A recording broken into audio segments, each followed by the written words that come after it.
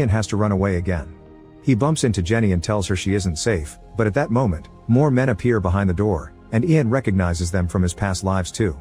He immediately takes the fire stairs to go to the parking lot as the men become black shadows that chase him the whole time.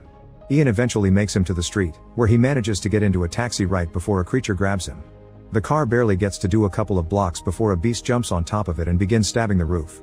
Ian quickly jumps out of the cab, only to suddenly be hit by a passing vehicle.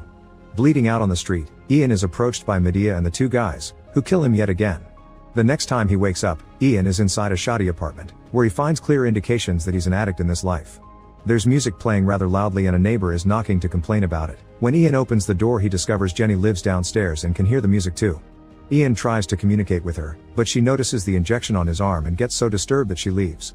Moments later, Jenny opens her apartment door to find Ian trying to get in.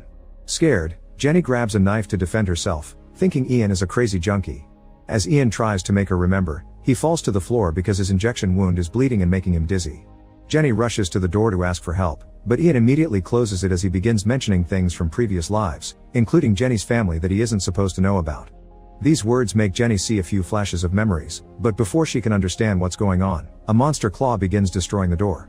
Ian pushes Jenny away and notices black veins are beginning to appear on his arm. At that moment the beast breaks through the door, so Ian grabs Jenny and they escape together through the window and take the emergency stairs. When they reach the ground, two monsters surround Ian and he grabs a piece of glass to defend himself, but Medea grabs him from behind first and uses the glass against his own hand. Then she pushes Ian against the wall and is about to hurt him, only for Jenny to strike first by stabbing Medea in the shoulder with her knife. This loosens Medea's grasp and now Ian can run away with Jenny.